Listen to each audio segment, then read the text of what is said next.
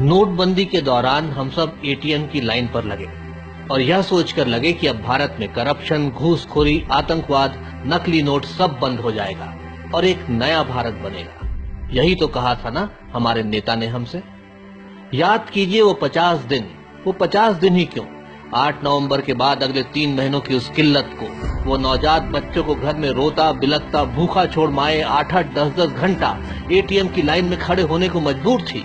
कभी कुछ पैसे निकलते, वरना ज्यादातर समय तो खाली हाथ ही लौटना पड़ता। बूढ़े माँ बाप की दवाई के लिए वो रात भर 3-3, 4-4 बजे तक एटीएम के सामने खड़े रहना। कई युवाओं को अपने कंप्यूटर, सिलाई कढ़ाई की कोचिंग तक बंद करनी पड़ी। वो बुजुर्गों, युवाओं और माताओं पर लाठी चलाती पुलिस। याद कीजिए वो मंजर और शुक्र मनाइए अपनी किस्मत का कि जो दूसरों के साथ हुआ आप उससे बचे रहे। जरा सोचिए, अपना ही जमा किया हुआ पैसा निकालने के लिए पुलिस के बेरहम डंडे खाने पड़े। इससे शर्मनाक वाकया किसी लोकतंत्र में और क्या हो सकता है। पर हमने ये सब सहा क्योंकि हमें विश्वास था कि हम ये सब उस भारत के लिए कर रहे हैं जहां करप्शन, घूसखोरी, आतंकवाद, नकली नोटों का बनना सब बंद हो जाएगा और एक नया भारत बनेगा। क्योंकि यही तो कहा था ना हमारे नेता ने हमसे। दिहाड़ी मजदूर, धोबी, हमाल, किसान, पढ़ाई, नाई, छोटे छोटे उद्योगों में लगे तमाम लोग बेहाल हुए। एक झटके में लाखों नौकरियां चली गई। जो रोज कमाता है और रोज खाता है उसके दर्द को समझिए कि उन दिनों उस पर क्या गुजरी होगी, जिसे उस नुकसान से उबरने में अभी सालों और लगेंगे। पर हमने ये सब भी सहा एक नए भारत के लिए, क्योंकि यही तो कहा था ना हमारे नेता ने हमसे। आप और हम तो उन दिनों एटीएम की लाइन में ही लगे थे। क्या आपने किसी बड़े आदमी को लाइन में लगे देखा? ये लाइनें देखकर तो ऐसा लग रहा था कि देश का सारा काला धन इन मध्यम वर्गीय और गरीबों के पास ही था। ये गरीब और मध्यम वर्गीय ही थे जो घूसखोरी करते थे। ये ही थे जो दहशतगर्दों को पैसा पहुंचाया करते थे। ये ही थे जो नकली नोट छापा करते थे।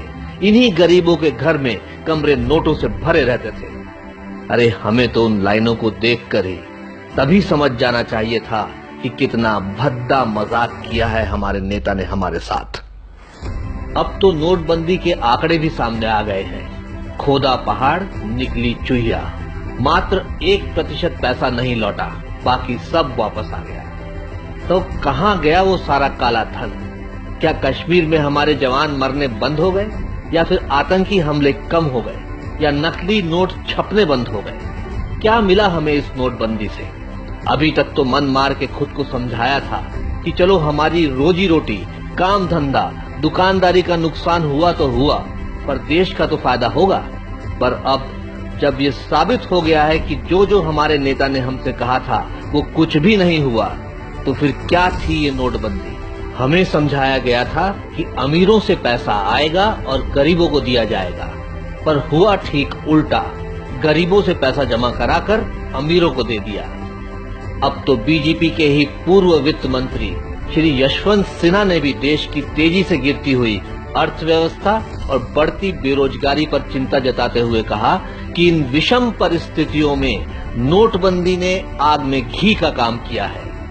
हम आंख बंद किए बैठे रहे। हमने उससे क्यों नहीं पूछा कि हमारे 15 लाख का क्या हुआ, और अगर नहीं देना था तो बोला क्यों?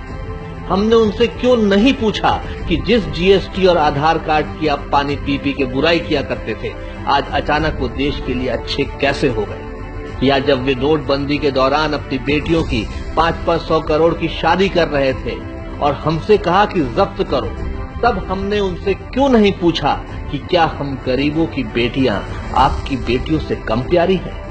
हमने उनसे क्यों नहीं पूछा कि हर साल 2 करोड़ नौकरियों का वादा किया था, कहां है वो नौकरियां?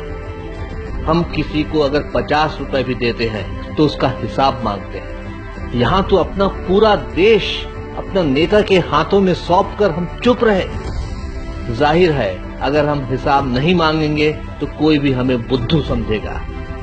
अब निरंकुश छोड़ा है तो उसके परिणाम भी भुगतने ही होंगे। अपने हिस्से की गलती स्वीकारें, उससे सीखें और भविष्य में इनके झांसों में न आने का दृढ़ निश्चय करें।